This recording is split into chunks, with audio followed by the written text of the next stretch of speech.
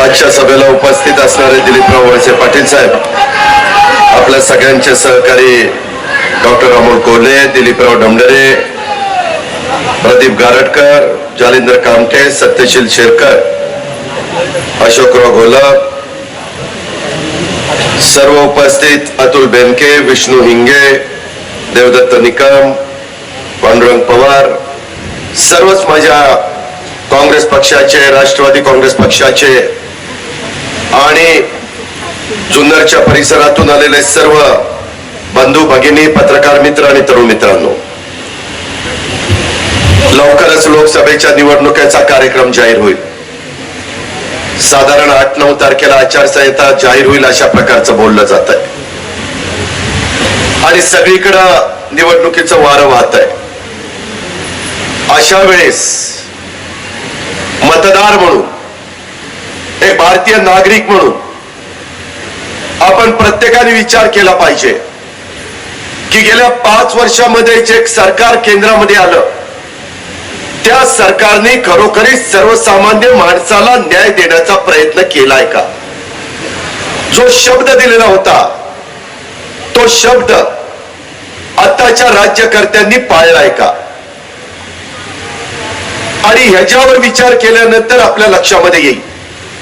माझ्या आधीच्या अनेक वक्त्यांनी आपली भूमिका सांगत असताना आपण ऐकलंय काय घडलंय देशामध्ये, काय परिस्थिती आहे, कशा पद्धतीने महाराष्ट्र मागे होत चाललेला आहे, देश कर्जबाजारी का होत चाललेला आहे, अर्थव्यवस्था का अडचणीत आलेली आहे. नोटाबंदीच्या निमित्तानं सर्वांना सांगण्यात आलेलं होतं 40 दिवस रांगेमध्ये उभं राहा, परत तुम्हाला रांगेमध्ये उभं राहण्याची वेळ येणार नाही. आजची परिस्थिती काय? शेवटचा माणूस आज जगू शकतोय का? त्याला काही लाभ होतोय का? जाती जातीमध्ये, धर्माधर्मामध्ये तेढ निर्माण करण्याचं काम कोण करतंय?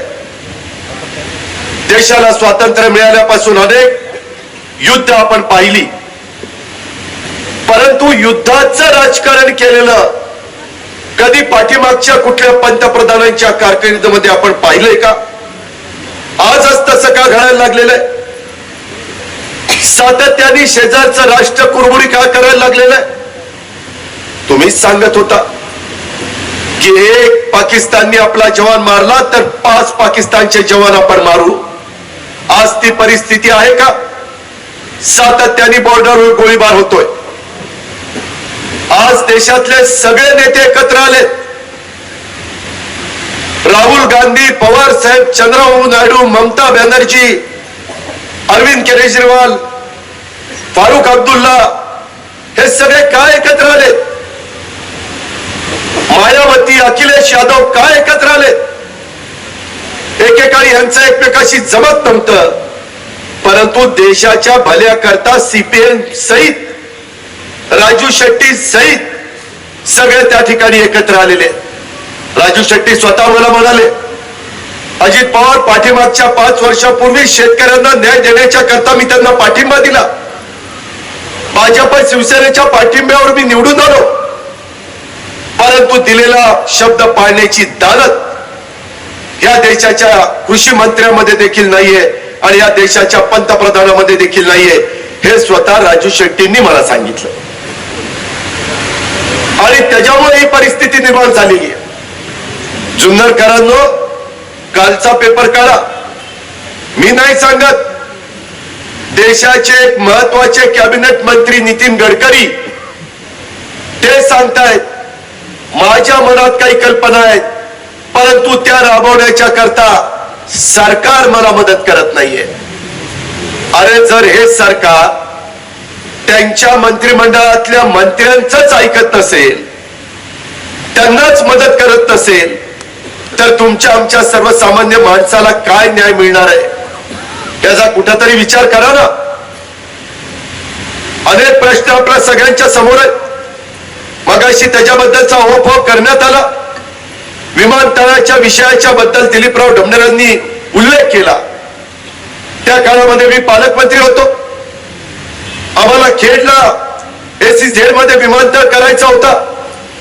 जवळपास बाबा कल्याणींच्या बरोबर सगळ्या चर्चा झाल्या, परंतु काहींनी त्याच्यामध्ये मिठाचा खडा टाकला आणि त्याच्यामध्ये अडचणी निर्माण केल्या. जुन्नरकरांनो, एक गोष्ट मी सांगतो, UPA सरकार असेल किंवा आघाडीचं सरकार असेल, आम्ही कधी कायदा हातामध्ये घेऊन पोलिसांचा बडगा दाखवून पोलिसांचा दंडुका दाखवून कधी कुठला कार्यक्रम राबवण्याचा प्रयत्न केला नाही. जे जे महत्वाचे प्रश्न मार्गी लावले त्याच्यामध्ये जनतेला विश्वासात घेतलं आणि त्याच्यानंतर आपलं सरकार गेलं. 5 वर्ष विमानतळाचा प्रश्न निकाली निघाला नाही. आता माझ्या परिसरामध्ये पुरंदरला, बारामतीला लागून पुरंदर आहे, तिथं काहीतरी विमानतळ नेण्याचा प्रयत्न चाललेला आहे. कुणाचे पाप आहे? कुणी येऊन दिलं नाही.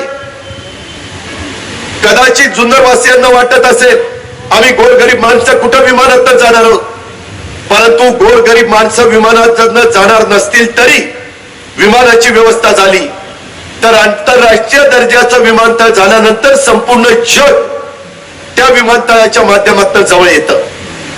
बाहेरची लोक येतात, गुंतवणूक करतात, कारखाने उभे करतात, त्याच्यातनं बेरोजगारांना नोकरी मिळते, युवकांना युवतींना नोकऱ्या मिळतात. ते आता थांबलेलं आहे. UPAचं सरकार केंद्रामध्ये सोनिया गांधी, मनमोहन सिंगजी, पवार साहेब, पी चिदंबरम साहेब हे सगळे ज्यावेळेस दिल्लीमध्ये होते, मी दिलीपराव वळसे पाटील साहेब, आम्ही सगळेजण राज्य मंत्रिमंडळामध्ये ज्यावेळेस काँग्रेसच्या बरोबर होतो, त्यावेळेस तुमच्या माझ्या पुणे जिल्ह्यामध्ये अनेक कारखाने आणण्याचं काम आपण केलं. परंतु त्याच्यानंतरच्या काळात यांचं सरकार आल्यानंतर गुंतवणूक यायची बंद झाली. जे कारखाने आले ते कारखाने बंद पडायला लागले, कामगार उद्ध्वस्त व्हायला लागले. पिंपरी चिंचवड, भोसरी कष्टकऱ्यांची नगरी, कामगारांची नगरी, औद्योगिक नगरी आज काय अवस्था झाली. माझा जुन्नरचा, माझा आंबेगावचा, माझा खेडचा अनेक जण त्या ठिकाणी तिथे राहतात. जरा विचारा तिथे काय परिस्थिती आहे, कुणी निर्माण केली, कोण याला जबाबदार आहे, का बाह्यवळणाची कामं रखडली. जुन्नरकरांनो, तुम्हाला माहिती आहे खेड सिन्नर महामार्ग चौपदरी व्हावा याकरता खासदारांनी प्रयत्न करायचा असतो, परंतु 138 किलोमीटर पैकी 109 किलोमीटरचं काम पूर्ण झालेलं आहे. दुर्दैव असं आहे, काम अंतिम टप्प्यामध्ये असताना नेमका शिरूर लोकसभा मतदारसंघामध्ये 29 किलोमीटरचा टप्पा अपूर्ण राहिलेला. कोण जबाबदार आहे? दिलीप वळसे पाटील साहेब, मी, अनेक जण आम्ही कित्येकदा नितीन गडकरी साहेबांच्याकडे गेलेलो आहे. पवार साहेबांनी अनेक कामं गडकरी साहेबांना सांगितली. साहेबांच्या शब्दाला दिल्लीच्या राजकारणामध्ये एक वेगळ्या प्रकारचं वजन आहे, दबदबा आहे, आदर आहे. कशामुळं? पवार साहेब ज्या वेळेस केंद्रामध्ये मंत्री होते, राज्यामध्ये 4-4 वेळेला मुख्यमंत्री होते, त्यावेळेस पवार साहेबांनी हा जवळचा, हा लांबचा, हा आपला, हा दुसऱ्याचा, हा सत्ताधारी, हा विरोधक अशा प्रकारचा भेदभाव केला नाही. त्याच्यामुळे आज देखील पवार साहेब कधी कुणाशी बोलायचं म्हटलं तर साहेबांशी बोलताना IAS IPS ऑफिसर, पवार साहेबांशी बोलताना केंद्रातले, राज्यातले मंत्री 10 विचार करतात. ही देखील गोष्ट आपल्या सगळ्यांच्या लक्षामध्ये आली असेल. आणि असं असताना आपला मात्र 29 किलोमीटरचा टप्पा अपूर्ण राहतो. ताबडतोब मगाशी अतुल निकाकुडी बोलताना सांगितलं, जर कुठं शाळा कॉलेजला जायचं म्हटलं, दवाखान्यात जायचं म्हटलं, आणखी काही न असेल तेव्हा जायचं म्हटलं, ट्रॅफिक जाम असताना काय करायचं, त्याला कोण जबाबदार आहे? या पद्धतीचा कारभार सध्या या शिरूर लोकसभा मतदारसंघामध्ये चाललेला आहे. आता नवीनच टूम काढलेली आहे, हाय स्पीड रेल्वे. अरे नीट आहे ती रेल्वे चाले ना. मधी तर मित्रांनो खोटं नाही सांगत, त्या दिवशी राजू शेट्टी सांगत होते, अजित पवार, मी एक स्पेशल रेल्वे, तिथं शेतकऱ्यांचं एक आंदोलन होतं आणि त्यांनी काही स्पेशल रेल्वे दिल्लीला घेऊन गेले. आंदोलन झालं, सगळेजण रेल्वेमध्ये आपल्या आपल्या बसले, रात्र झाली, रेल्वे महाराष्ट्रात निघाली. सकाळी पहाटे उठतायत तर रेल्वे कुठे गेली? गुजरातकडे गेली. खोटं नाही सांगत, रेल्वे तिकडे गेली. नंतर त्यांना सांगितलं आम्हाला महाराष्ट्रात जायचं होतं, इकडे कुठं नेलं? ते म्हणले चुकलंच जरा, चुकलंच. हाय ती रेल्वे नीट चालना, बुलेट ट्रेन कुठे घेऊन चाललाय? ती बुलेट ट्रेन सुटली तर कुठं आणखीन तिसरीकडेच घेऊन जातील. काही तुमच्या माझ्या देशाला बुलेट ट्रेनची गरज नाही. माझा जुन्नरचा माणूस, माझा आंबेगावचा माणूस, माझा खेडचा माणूस, माझा पुणे जिल्ह्यातला माणूस बुलेट ट्रेननी कधी अहमदाबादला जाणार नाही. निव्वळ अहमदाबादच्या लोकांचं भलं करण्याच्या करता 1,25,000 कोटीची बुलेट ट्रेन आपल्यावर लादताय. कशा करता? अरे जनतेचा विरोध आहे ना. तुम्ही का अशा पद्धतीने करताय? कुणाच्या तरी मनातलं स्वप्न साकार करण्याच्या करता मुख्यमंत्री देखील विरोध करू शकत नाही. ही तुमच्या माझ्या महाराष्ट्राची शोकांतिका आहे. याचा विचार जुन्नर वासियांनी त्या ठिकाणी केला पाहिजे. मित्रांनो, त्याच्यापेक्षा 1.25 कोटी देशातल्या आत्ताच्या चालू असणाऱ्या रेल्वेला दिले.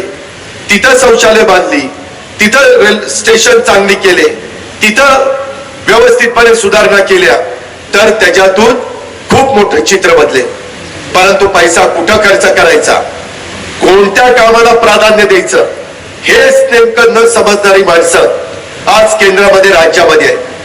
तुम्ही आज पेपर पहा, त्याच्यामध्ये मोठ्या प्रमाणावर थेट परदेशी गुंतवणूक. महाराष्ट्र नेहमी पहिल्या क्रमांकावर होतं, आज महाराष्ट्राचा दुसरा क्रमांक लागलेला आहे. दिल्ली आपल्या पुढे निघून गेला. ह्या नाकारते भाजप शिवसेनेच्या सरकारमुळे घडलेलं आहे. यांना काही त्याच्यातलं समजत नाही. काही बनायला लागले, काही बोलतात, खोटं बोल पण रेटून बोल. मगाशी माझ्या आधीच्या अनेक वक्त्यांनी सांगितलं कशाला भाव नाही. विज्ञान कारखान्याचे चेअरमन, व्हाईस चेअरमन इथं बसले, भीमाशंकरचे चेअरमन इथं बसले. मी पण काही कारखाने माझ्या मार्गदर्शनाखाली चालवतो. काय अवस्था आहे, काय FRP मिळत नाही. पवार साहेब कृषी मंत्री असताना ग्राहकाचा विचार करायचे, उत्पादकाचा विचार करायचे. ग्राहकालाही परवडलं पाहिजे, उत्पादकालाही परवडलं पाहिजे. पवार साहेबांनी, सोनिया गांधींनी, मनमोहन सिंगांनी, पी चिदंबरम साहेबांनी एक निर्णय घेतला की माझ्या गरीबाला 1 रुपया आणि 2 रुपये किलोनी ज्वारी, बाजरी, गहू मिळाला पाहिजे, तांदूळ मिळाला पाहिजे. त्याच वेळेस माझ्या शेतकऱ्याला आधारभूत किंमत गहू, ज्वारी, तांदूळ, बाजरीला मिळाली पाहिजे. दोन्ही विचार करायचे. कांद्याचे भाव पडले, परदेशामध्ये कांदा पाठवायचे, कांद्याचे भाव वाढवण्याचा प्रयत्न करायचे. वेळ पडली तर शहरी भागातल्या लोकांना सांगायचे कांदा, टोमॅटो त्या माझ्या शेतकऱ्याला परवडेल, किमान त्या भावाने घेण्याची तयारी ठेवा. दुधाचा धंदा वाढवला, लोकांना सांगितलं की इतक्या रकमेने दूध घेण्याची तयारी ठेवा. आता विष्णू हिंगे इथे बसलेत, पुणे जिल्हा दूध संघाचे चेअरमन, त्यांना विचारा. खिलारी डायरेक्टर बसलेत, त्यांना विचारा. 5 रुपये अनुदान दिलं, आता 1 फेब्रुवारीला अनुदान बंद केलं. का हो? आज माझा शेतकरीचा पशुधन अडचणीत आलं दुष्काळामुळे. छावण्या नाही, जनावरांना चारा नाही, जनावरांना मदत होत नाही, त्यांना पाणी नाही, आणि तुम्ही खुशाल 5 रुपये दुधाचा दर कमी करता. हे कुठलं राजकारण आहे? आज हे सरकार अक्षरशः कंगाल झालेलं आहे. त्याच्यामुळं त्यांच्याकडे पैसा राहिलेला नाहीये. म्हणजे जनताही होरपळून निघते आणि सरकारकडे पैसा नाही. अशा दुहेरी कात्रीमध्ये माझा महाराष्ट्र आज अडकलेला आहे. आज फळबागांची काय अवस्था आहे, आज भाजीपाल्याची काय अवस्था आहे, कोण आपल्याला वाली आहे? देशाचे कृषी मंत्री कधी लक्ष देतात? जुन्नरकरांनो, तुमच्या माझ्या महाराष्ट्राचे कृषी मंत्री भाऊसाहेब फुंडकर गेल्या वर्षी वारले, अजूनही जागा भरली नाही. कृषी मंत्र्यांची जागा आज देखील रिक्त आहे. देवेंद्र फडणवीस साहेबांना कळत नाही? एवढे आमदार त्यांचे आहेत, का नाही कुणाला तरी कृषी मंत्री करत? तुम्ही एवढं तुच्छ हे खातं समजता? वाऱ्यावर सरता आमच्या शेतकऱ्याला. त्याचाही विचार माझ्या जुन्नरकरांनी केला पाहिजे. मित्रांनो, आज तुम्ही डॉक्टर अमोल कोल्ह्यांचं भाषण ऐकलं, बाकीच्या सहकाऱ्यांचं भाषण ऐकलं. मी जुन्नरवासियांना सांगेन, मी आज आपल्या सर्वांच्या साक्षीनं सांगतो, तुमच्या मनामध्ये जो उमेदवार आहे तो उमेदवार काँग्रेस राष्ट्रवादी काँग्रेसच्या वतीनं तुम्हाला त्या ठिकाणी दिला जाईल. पण काम तुमचं तुम्हाला करावं लागेल. आदिवासी भागामध्ये काँग्रेस राष्ट्रवादी काँग्रेस यांच्याशी चर्चा करून मी पिचड साहेबांची वेळ घेईन. एक सभा पिचड साहेबांची खेडला लावू, एक सभा आपेगावला लावू, एक सभा जुन्नरला लावू. त्या माझ्या आदिवासी भागातला जो कष्टकरी समाज आहे त्यालाही आपल्या बरोबर घ्यायचं काम आपण करू. आम्ही सातत्याने सांगतोय 52% आरक्षणाला धक्का न लावता तुम्ही बाकीच्या आरक्षणाचा मुद्दा निकाली काढा. मराठा समाज, लिंगायत समाज, मुस्लिम समाज, धनगर समाज, परंतु तसं सरकार करत नाही. सरकार सगळ्यांना खेळवत आहे. काही तातूर मातूर उत्तरं देत आहे. कारण नसताना वेळ काढू पाना करताय. आता भरतीच्या संदर्भात मराठा समाजाला वेगळ्या पद्धतीचा आरक्षणाचा फायदा होत नाही. ही वस्तुस्थिती मी माझ्या तरुण तरुणींच्या लक्षामध्ये आणून देतोय. सरकारच्या मनात नक्की काय आहे? फक्त त्यांच्या मनामध्ये निवडणुका आणि निवडणुकीचं ईव्हीएम मशीन आणि त्यांचे खासदार आमदार कसे निवडून येतील एवढा एक कलमी कार्यक्रम त्यांचा चाललेला आहे. शेतकऱ्यांना शिव्या द्यायला हे मागं पुढे बघत नाहीये. शेतकऱ्यांच्या बद्दल कुणालाही आस्था राहिलेली नाहीये. सहकार मोडीत काढण्याचं काम यांचं चाललेलं आहे. संस्था उभ्या करायला अक्कल लागते मित्रांनो, मोडायला अक्कल लागत नाही. मार्केट कमिट्या मोडीत काढण्याचं काम यांचं चाललेलं आहे. फराई मार्केट कमिट्या देण्याचं काम चाललेलं आहे.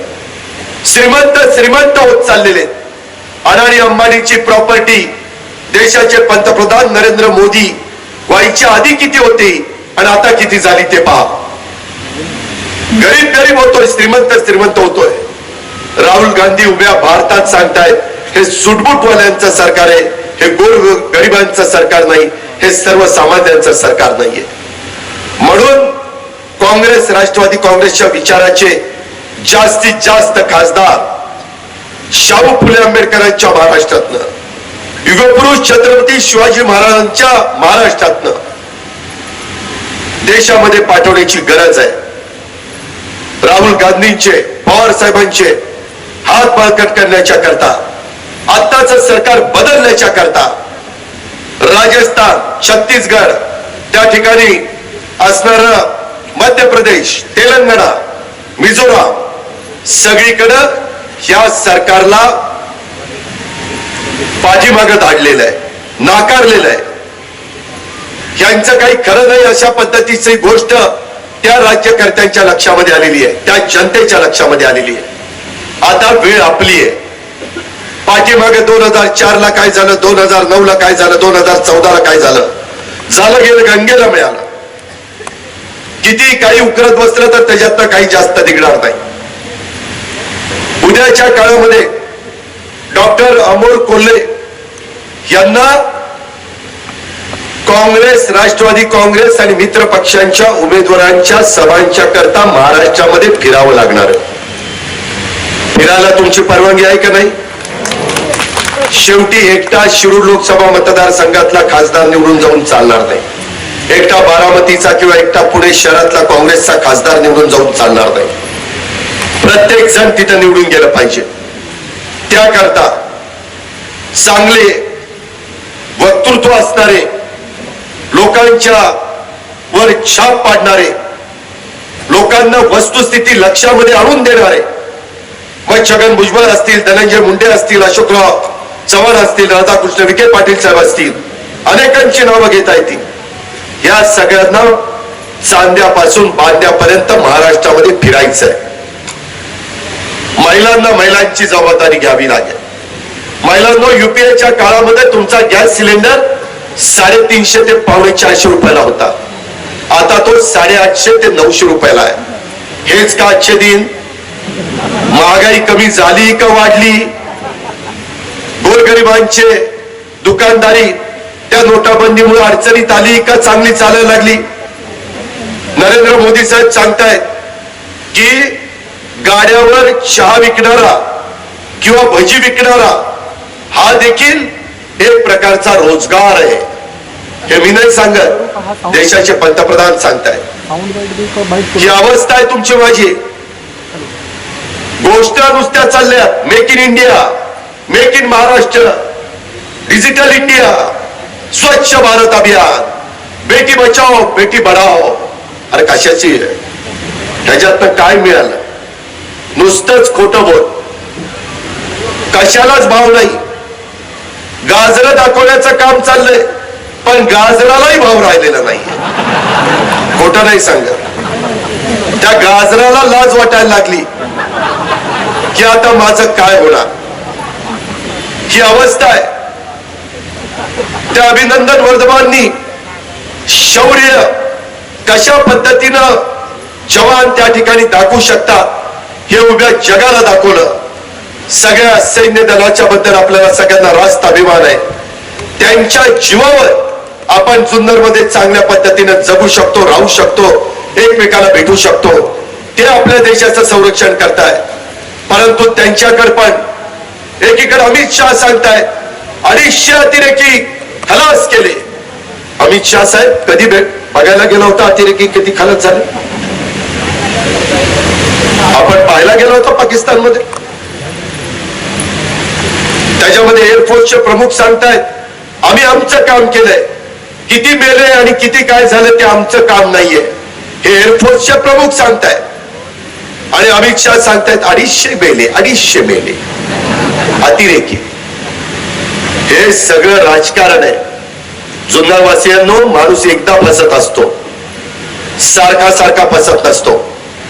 माझी तुम्हाला विनंती आहे, तुमचा मुंबई शहराशी पण खूप जवळचा संबंध आहे. माझ्या मार्केटमध्ये मुंबईच्या अनेक जुन्नरवासी आहेत, अनेक माझे आंबेगावचे लोक आहेत. त्या सगळ्यांचा उपयोग तिथं देखील काँग्रेस, राष्ट्रवादी काँग्रेसचे जे उमेदवार असतील त्यांना निवडून आणण्याच्या करता, त्यांच्या मित्रपक्षांना निवडून आणण्याच्या करता आपल्याला तिथं मदत करावी लागेल. आणि इकडं शिरूर, मावळ, पुणे किंवा बारामती किंवा इकडं नगर किंवा इकडं शिर्डी, या सगळ्या भागामध्ये आपल्या विचाराचे, मग तिथं पंजा तरी खूण असेल, तिथं घड्याळ तरी खूण असेल, किंवा राजू शेट्टींची बहुतेक शिट्टी त्यांचाही जमून येईल असं मला वाटतं. आज अजून एकदा प्रयत्न, वंचितांची आघाडी असणारे प्रकाश आंबेडकर साहेबांच्या बरोबर भुजबळ साहेब, अशोकराव चव्हाण, माणिकराव ठाकरे असे सगळे काँग्रेस राष्ट्रवादीचे एकत्र घेऊन बसतायत. समविचारी पक्षांची मताची विभागणी होऊ नये आणि त्याच्यातनं भाजप, शिवसेनेसारख्या जातीवादी पक्षांचा फायदा होऊ नये म्हणून ते आपण करतोय. या गोष्टीचा विचार देखील माझ्या जुन्नरवासियांनी केला पाहिजे. हे निवडणूक आपली समजून प्रत्येक दुकानदारांनी, प्रत्येक जाती धर्माच्या माणसांनी, जसं आमच्या डॉक्टर अमोल कोल्हेंनी सांगितलं, मावळं माझी जात आहे.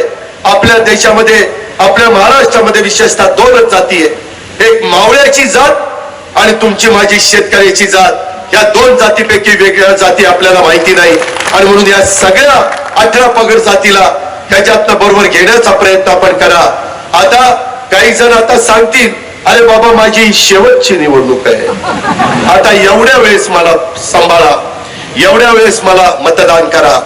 आता इजा झालंय, बिजा झालंय, तिजा झालंय, आता बास झालं, आता झालं तेवढं कौतुक खूप झालं. आता मात्र आपल्याला बदल करायचा आहे. डॉक्टर अमोल कोल्हेंनी सांगितलं नुसते खासदार तिथं निवडून जाऊन चालत नाही. मित्रांनो, मी कुणाचा अपमान करतो असं समजू नका. मी देखील बारामतीमध्ये किती वर्ष निवडून येतोय? 90 पासून आजपर्यंत निवडून येतोय. 29 वर्ष झाली. तेच 29 वर्ष आमच्या दिलीप वळसे पाटलांना झाली, जयंत पाटलांना झाली. अशा पद्धतीने आम्ही अनेक जण प्रतिनिधित्व करतो. काही काहींना असं वाटतं की आमचा आमदार, आमचा खासदार आमच्या सुखदुःखामध्ये सहभागी झाला पाहिजे. मित्रांनो, दिलीप वळसे पाटलांच्या 90च्या निवडणुकीमध्ये पवार साहेबांनी आंबेगावकरांना एक प्रश्न विचारलेला होता की नुसतं, मी पुन्हा सांगतो, मला कुणाचा अपमान करायचा नाही, 10व्याला, सुपारीला, लग्न समारंभाला, अशा वेगवेगळ्या सुखदुःखामध्ये प्रत्येक वेळेस भेटून जाणारा आमदार तुम्हाला पाहिजे का आंबेगाव तालुक्याचा काया पालट करणारा आमदार तुम्हाला पाहिजे. आणि त्यावेळेस आंबेगावकरांनी दिलीप वळसे पाटलाला निवडून दिलं. तुम्ही मला सांगा, मागच्या आमदारांचं मला तिथं काही कुणाचं जास्त काढायचं नाही, त्यांची कारकीर्द आठवा आणि नंतरची दिलीप वळसे पाटलांची तिथं कारकीर्द आठवा. कुणाची कारकीर्द उजवी आहे? दिलीप डमडेरे साहेब जे म्हणाले की तिथं जे कॉलेज झालं, तिथं जे दुधाच्या संदर्भातलं काम झालं, तिथं जे बंधारे झाले, तिथं भीमाशंकरच्या नावाने जो सहकारी साखर कारखाना झाला, ह्याच्यातनं चित्र बदललं, रोजगार निर्माण झाला, आर्थिक सुबत्ता आली, शैक्षणिक सुविधा झाल्या. तशा पद्धतीचं काम होऊ शकतं. आज नुसतं काही काही जण पोस्टर लावतात की आम्ही कधी तुम्हाला उपलब्ध आहोत. काही काही बाबतीमध्ये मला अमोल कोल्ह्यांचं कौतुक करावं असं वाटतं की कुठेही त्यांच्या बाबतीमध्ये समोरच्या उमेदवारांनी खालच्या पातळीवर जाऊन तिथं टीका टिप्पणी केली. ही टीका टिप्पणी करत असताना देखील सुसंस्कृत महाराष्ट्राचा एखादा उच्च शिक्षित डॉक्टर अमोल कोल्ह्यांचा सारखा व्यक्ती कसा असू शकतो? कारण आपल्या महाराष्ट्रामध्ये यशवंतराव चव्हाण साहेबांची, वसंतदादांची, वसंतराव नाईकांची, शरदराव पवारांची अशा महान व्यक्तींची परंपरा ह्या शाहू फुले आंबेडकरांच्या महाराष्ट्राला मिळालेली आहे. कुणीतरी काहीतरी टीका टिप्पणी केली म्हणजे त्याला जशाच तसं उत्तर दिलं तर कदाचित मी टाळ्या मिळवीन, कदाचित लोकांना जरा बरं वाटेल, तर त्याच्यातनं लोकांच्या पोटाचा प्रश्न सुटणार नाही, तुमच्या नोकरीचा प्रश्न सुटणार नाही, तुमच्या शेतकऱ्यांच्या किफायतशीर दर, तुमच्या मालाला जे पाहिजे त्याचा प्रश्न बाबांनो सुटणार नाही. ह्याची कुठेतरी जाणीव आपण सगळ्यांनी ठेवली पाहिजे. नोटाबंदी, जीएसटी मुळे अक्षरशः व्यापाऱ्यांचंही कंबरडं मोडलंय, गोरगरिबांचं कंबरडं मोडलंय. आज तुमच्या माझ्या हाताला काम मिळत नाहीये, रोजगार हमीची कामं बंद आहेत, पिण्याचे पाण्याचे टँकर त्या ठिकाणी सुरू केले जात नाहीये. वेगवेगळी लोक वेगवेगळ्या भागामध्ये जाऊन राज्यकर्ते फिरतायत. त्यांना फक्त निवडणुका आणि निवडणुकीत आपले खासदार आमदार कसे निवडून येतील एवढंच फक्त लक्ष या लोकांचं चाललेलं आहे आणि त्याच्यामुळं महाराष्ट्र पाठीमागे चाललेला आहे. आता हे आपल्याला थांबवायचं आहे. त्याकरता आपण उद्याच्या काळामध्ये जुन्नर वासियांना माझी विनंती आहे, खूप काही प्रश्न आहेत परंतु मला भोसरीच्या सभेला जायचंय म्हणून मी आपला सगळ्यांचा वेळ घेत नाहीये. पण माझी विनंती आहे, प्रत्येक ठिकाणी जिथं जिथं काँग्रेस, राष्ट्रवादी काँग्रेस आणि मित्रपक्षांचे उमेदवार असतील, काँग्रेसचा उमेदवार असेल तिथं राष्ट्रवादीनं मनापासून काम केलं पाहिजे, राष्ट्रवादीचा उमेदवार असेल तिथं काँग्रेसने मनापासून काम केलं पाहिजे. कुठंतरी काहीतरी तुमच्या कुणाच्या वक्तव्यातनं आपल्या नेत्यांनी, वरिष्ठांनी जी आघाडी केलेली आहे, आपल्याला देश पातळीवरच्या राजकारणामध्ये जे साध्य करायचंय, 125 कोटी जनतेच्या प्रश्नाची जी सोडवणूक करायची आहे, त्याच्यामध्ये कुणी अडचण निर्माण करू नका. कधी कधी एखाद्या शब्दांनी देखील वातावरण खराब होतं, त्याच्यामध्ये कुणाच्या तरी भावना दुखावल्या जातात, कुठला तरी समाज दुरावला जातो. अशा पद्धतीचं काम हे कुठल्याही आमच्या मित्रपक्षाच्या सहकारी मित्रांच्याकडनं होता कामा नये, राष्ट्रवादी काँग्रेस पक्षाच्याकडनं होता कामा नये. अशा प्रकारची आग्रहाची, नम्रतेची, कळकळीची विनंती मी या निमित्तानं तुम्हाला करतो. देश पातळीवर राहुल गांधी आणि पवार साहेबांच्या हात बळकट करण्याच्या करता, कुठल्याही परिस्थितीमध्ये हे सरकार बाजूला करण्याच्या करता शिवसेनेवाली लोक एवढी लबाड आहे. हेच उद्धव ठाकरे सांगत होते, 25 वर्ष भाजप बरोबर आम्ही काढली, आमची 25 वर्ष सडली. हे मी नाही म्हटलो, उद्धव ठाकरे म्हणले, सडली म्हणले ना. हे सरकार नालायक सरकार आहे, हे अजित पवार नाही म्हणला, हे उद्धव ठाकरे म्हणले.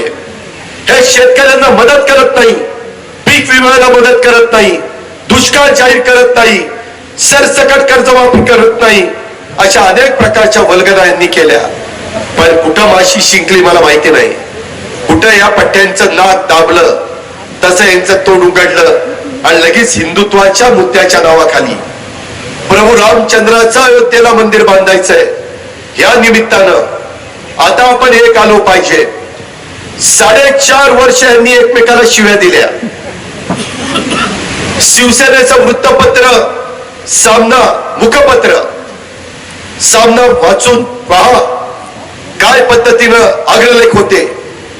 तुम्हाला फसवण्याचं काम युगपुरुष छत्रपती शिवाजी महाराजांचं नाव घेऊन माझ्या तरुण वर्गाला चुकीचा सल्ला देण्याचं काम आज हे शिवसेनेचे नेते करतायत. बाळासाहेब ठाकरेंच्या काळातली ही शिवसेना राहिलेली नाहीये. त्यावेळेसचा वाघ त्याची आता केवळ शेळी झालेली आहे. काही त्यांच्याकडे राहिलेलं नाही. आणि त्याच्यामुळं आपण सगळ्यांनी कुठल्याही परिस्थितीमध्ये जे मगाशी सांगण्यात आलं प्रचंड मताधिक्याने मी बारामतीमध्ये मला आठवतंय शंकरराव बाजीराव पाटील ज्यावेळेस काँग्रेसचे उमेदवार होते साहेबांनी मला सांगितलं अजित त्यांना लीड मिळालं पाहिजे.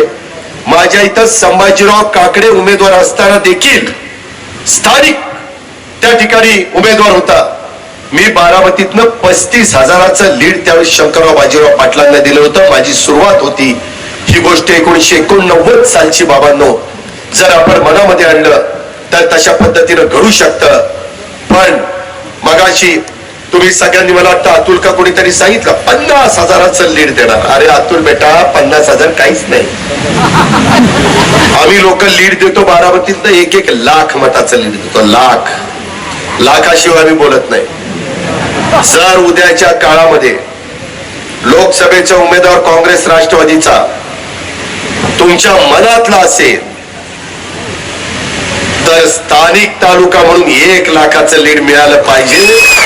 तरच खऱ्या अर्थाने जुन्नर वासियांचं मी अभिनंदन करील, कौतुक करील. आम्ही केलंय, तुम्ही करा. मी करून दाखवलंय, मी वाजून दाखवलंय.